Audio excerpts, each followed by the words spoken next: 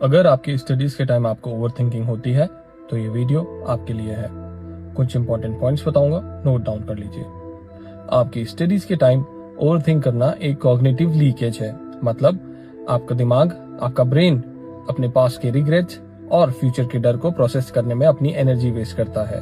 Passive learning, सिर्फ consumption confusion create करता है। क्लैरिटी तब आती है जब आप एक्शन लेते हैं। आप सिर्फ रीड कर रहे होते हैं और उससे आपका माइंड पूरी तरीके से उस टॉपिक के साथ एंगेज नहीं हो पाता।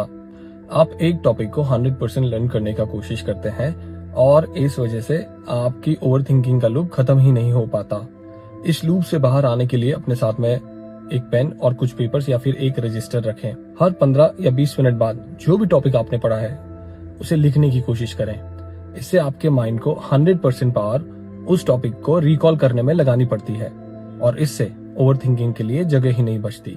डिस्ट्रैक्शन हैंडल करना, जिस तरह आप अपनी कार या अपना स्कूटर पार्किंग में पार्क करते हैं, उसी तरह आपके ब्रेन आपके माइंड में आने वाले सभी टॉपिक्स जिन पे आप ओवर थिंक कर रहे हैं एक शीट पर पार्क कर दीजिए, मतलब उस पर लिख दीजिए।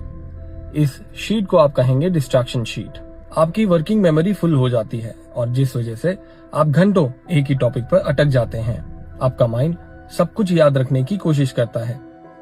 देखिए, ओवर थिंकिंग बंद नहीं की जा सकती लेकिन मैनेज की जा सकती है। जब आप अपने डिस्ट्रैक्शंस या वो थॉट, जैसे कि कल इंटरव्यू है, 10 बजे मीटिंग है, ईमेल चेक करना है, ये सब लिख देते हैं तो ब्रेन को सिग्नल मिलता है कि अब मैं इसे भूलूंगा नहीं। भूल जाने के डर से आपका ब्रेन जो ओवर थिंकिंग करता है उससे उसे सिक्योरिटी मिल जाती है और वो अपने काम, अपने टास्क पर फोकस कर पाता है।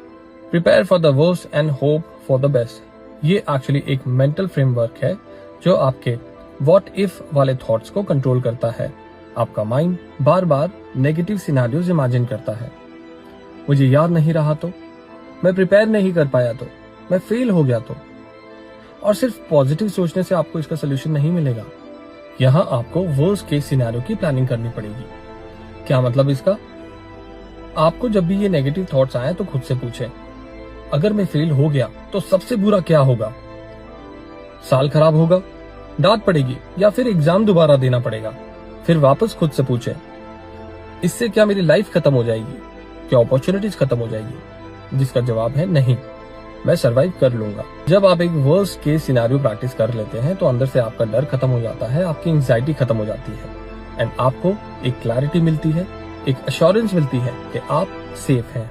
अगर आपकी अपनी कोई फोकस टेक्निक है ओवर थिंकिंग को ओवरकम करने की तो प्लीज कमेंट्स में मुझे बताएं और हम सबकी हेल्प करें। All the best.